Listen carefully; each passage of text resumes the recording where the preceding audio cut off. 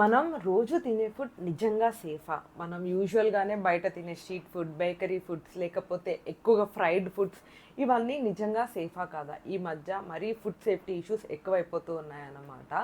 So, ఈ వీడియోలో మనం తినే ఫుడ్ సేఫా కాదా? అందులో ఏమేమి ఇంగ్రీడియెంట్స్ ఉంటున్నాయి, ఏంటి అని చెప్పేసేసి డీటెయిల్డ్‌గా చూద్దాం. వీడియో ఎక్కడ స్కిప్ చేయకుండా చూడండి.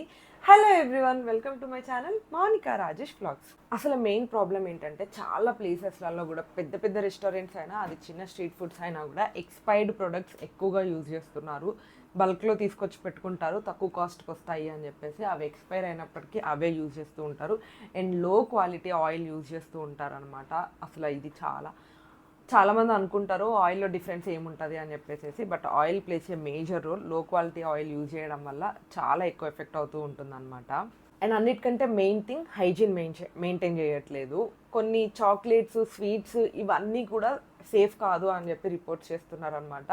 యాక్చువల్గా మెయిన్ ప్రాబ్లం ఏంటంటే మనకి ఫుడ్ సర్వ్ చేసినప్పుడు కానీ, ప్లేటింగ్ చేసినప్పుడు, లేదంటే మనం ఇంటికి ఆర్డర్ చేసుకున్నప్పుడు అవి పైకి చూడడానికి చాలా అంటే హెల్దీగానే ఉన్నాయి, మంచిగానే ఉన్నాయి అని కనిపిస్తాయి. కానీ ప్రాబ్లం ఏంటంటే మనం అవి లోపల ఎలాంటి ఐటమ్స్ పెట్టి తయారు చేశారో అవి ఎంత సేఫ్ ఏంటి అని చెప్పేసి మనకి తెలీదు.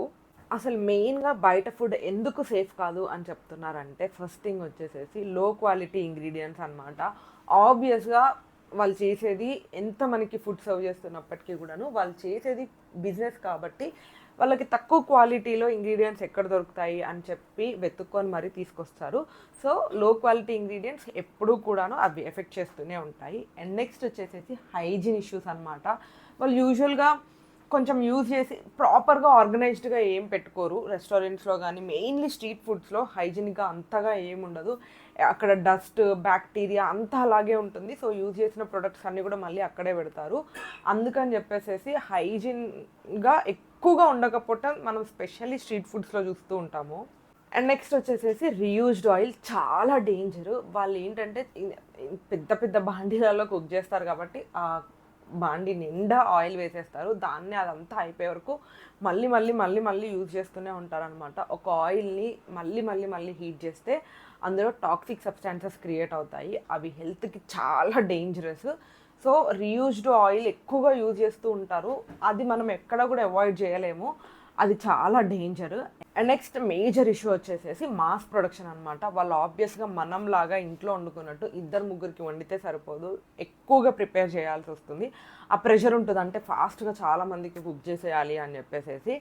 సో క్వాంటిటీ ఎక్కువ కుక్ చేయడం కోసం క్వాలిటీలో వాళ్ళు కాంప్రమైజ్ అవుతూ ఉంటారు. దిస్ ఈజ్ వేర్ మనం మళ్ళీ ఎక్కువగా ఎఫెక్ట్ అవుతూ ఉంటుంది మన హెల్త్. అయితే చాలామంది మేము రోజు తింటూనే ఉంటాం, మాకేం ఎఫెక్ట్ అవ్వట్లేదు కదా అని అనేసి అనుకుంటారు. యాక్చువల్గా అవి మనవి కొందరు సెన్సిటివ్ ఉంటారు, లైక్ వాళ్ళ బాడీ చాలా సెన్సిటివ్ ఉంటుంది అనమాట. వాళ్ళకి ఇమీడియట్గా ఎఫెక్ట్ చూపిస్తుంది, లైక్ వామిటింగ్స్ అవ్వడము, లేకపోతే ఫుడ్ పాయిజన్ అవ్వడము, స్టమక్ పెయిన్ రావడము, ఇలా ఇమ్మీడియట్గా ఎఫెక్ట్ చూపిస్తూ ఉంటుంది. కానీ స్ట్రాంగ్గా ఉన్న వాళ్ళకి కూడా ఇది ఖచ్చితంగా లాంగ్ టర్మ్లో ఎఫెక్ట్ చూపిస్తుంది. ఎలా అంటే డైజెషన్ ఇష్యూస్ రావడము, హార్మోనల్ ఇంబ్యాలెన్స్ ఉండడము, కొన్ని సీరియస్ డిసీజెస్ రావడము, ఇవి ఏంటంటే లాంగ్ టర్మ్లో వస్తాయి. ఒక ఒక పర్టికులర్ పీరియడ్ ఆఫ్ టైం తర్వాత ఇంకా డైజెషన్ ఇష్యూ అవన్నీ వచ్చినా కూడా మనం రియలైజ్ అవ్వం. ఏంటంటే మనం స్ట్రీట్ ఫుడ్ లేకపోతే బయట ఫుడ్ తినడం వల్ల ఎఫెక్ట్ అయిందని అనుకోము. ఏజ్ వల్ల లేకపోతే క్లైమేట్ వల్లనో మారుతున్న సిచ్యువేషన్స్ వల్లనో వస్తుందని అనుకుంటాము.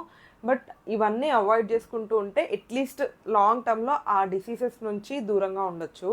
అయితే ఇది మనం కంప్లీట్గా ఎలాగో అవాయిడ్ చేయలేము, బయట ఫుడ్ని కూడా కంప్లీట్గా అవాయిడ్ చేయలేము. మినిమం కొంచెం మన సేఫ్టీని మనం చూసుకోవాలి కాబట్టి at least try these things. First thing, crowd ఉన్న ప్లేసెస్ని చూస్ చేసుకోకండి. చాలామంది ఉంటే ఆబ్వియస్గా అక్కడ హైజీన్ ఇష్యూస్ కానీ అవన్నీ ఉంటాయి.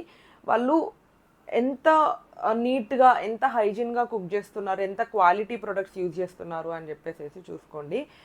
At the same time quality, like వాళ్ళు సీల్డ్ ప్రొడక్ట్స్ వాడుతున్నారా లేదా, అండ్ ప్రొడక్ట్స్ ఎక్స్పైరీ ఉన్నాయా, ఎలా ఉన్నాయి ఏంటి అని చెప్పి అబ్జర్వ్ చేయడానికి ట్రై చేయండి. Avoid too much processed foods అనమాట, like bakery items, junk food కానీ లేకపోతే చిప్స్ ఇలాంటివి మ్యాక్సిమం అవాయిడ్ చేయడానికి ట్రై చేయండి. Home food is the best. Home food is the best అని చెప్పడానికి కూడా నాకు కాన్ఫిడెన్స్ లేదు, బికాస్ అసలు ఇప్పుడు ఈ వీడియో మొత్తంలో మనం బయట ఫుడ్ గురించి మాట్లాడుకుంటున్నాం, కానీ ఇంట్లో ఫుడ్ ఐటమ్స్ మనం యూజువల్గా గ్రాసరీ షాప్స్ నుంచి తెచ్చుకునేవే అవి ఎంత క్వాలిటీగా ఉన్నాయి, ఆర్గానిక్గా ఉన్నాయా, పెస్టిసైడ్స్ పెంచారా, అసలు అవి ఎంత మంచిగా ఉన్నాయి. మనం ఇంట్లో నీట్గా కుక్ చేసుకునే వాటికే గ్యారంటీ లేదు అవి మంచి క్వాలిటీ ప్రొడక్ట్స్ అని చెప్పేసి. ఇంకా బయట ఫుడ్స్ అంటే అవి చెప్పాల్సిన అవసరమే లేదు. So think before you eat out side.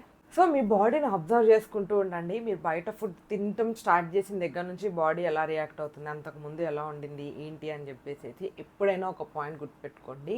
Tasty food కోసం ఎప్పుడూ కూడా బాడీని ఇబ్బంది పెట్టద్దు, ఎక్కడ లేనిపోని డిసీజెస్ని తీసుకొని రావద్దు అనమాట. నేనైతే ఫైనల్గా ఇదే చెప్పాలి అని అనుకున్నాను. యాజ్ మచ్ యాజ్ పాసిబుల్ బయట ఫుడ్ తినడాన్ని తగ్గించేసేయండి. ఇంట్లో హెల్దీగా అండ్ హైజీన్గా కుక్ చేసుకొని తినడానికి ట్రై చేయండి.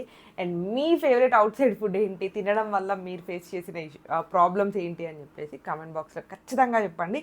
వీడియో నచ్చితే లైక్ చేయండి, ఎవరికన్నా యూజ్ అవుతుంది అని అనిపిస్తే షేర్ చేయండి. Don't forget to subscribe. Thank you for watching till the end.